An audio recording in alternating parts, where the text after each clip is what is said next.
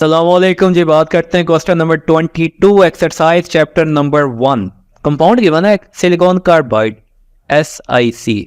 याद कीजिएगा एमसीक्यू है, एक सिरेमिक मटेरियल है। एमसीक्यू है प्रोड्यूस कैसे होता है जब सैंड SiO2। एमसीक्यू है सैंड का क्या फॉर्म होता है, रिएक्ट करता है किसके साथ, कार्बन के साथ एट हाई टेम्परेचर पे।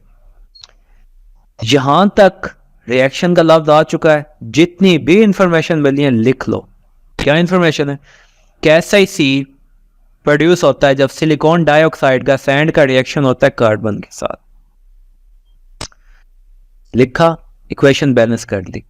अच्छा, उसने पूछा क्या है, उसने कहा है कि जब 100 किलोग्राम सैंड को रिएक्ट किया जाए एक्सेस ऑफ कार्बन के साथ तो 51.4 kg SiC सिलिकॉन कार्बाइड बनता है। परसेंटेज यील्ड निकालनी है सिलिकॉन कार्बाइड की।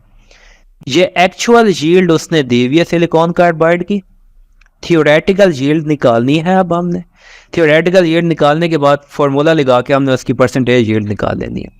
अच्छा, स्टेप बाय स्टेप चलते हैं।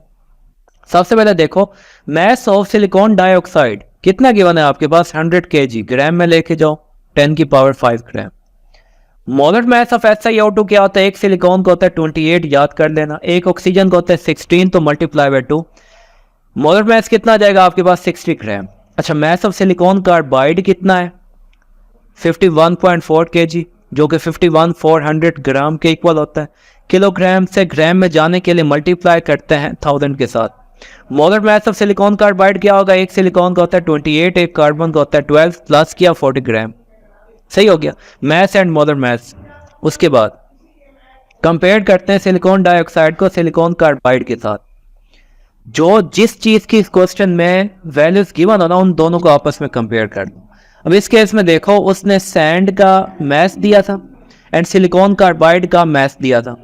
इन दोनों को हमने आपस में कंपेयर करना है। सही है। अच्छा देखो, अब सिलिकॉन कार्बाइड आपके पास 60 ग्राम होगा तो सिलिकॉन कार्बाइड कितनी बनेगी, 40 ग्राम।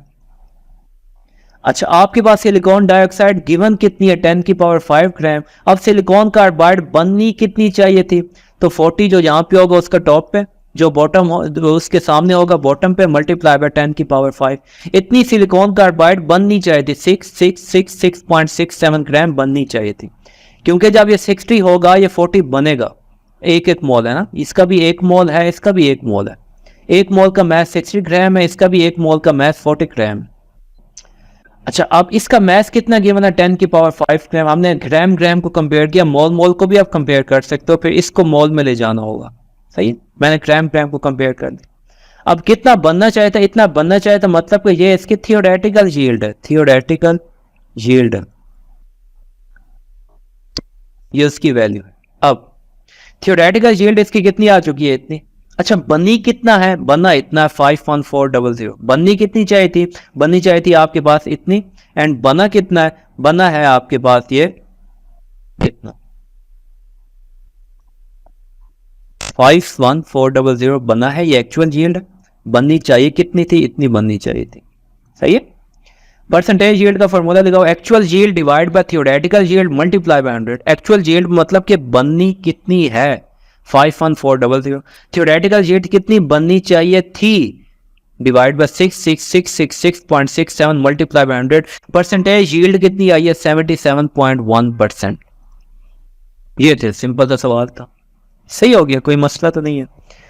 उम्मीद है समझ आ गई होगी। समझ आ गई है तो इसको लाइक शेयर कमेंट सब्सक्राइब कर दीजिएगा। Thank you very much. Allah Hafiz.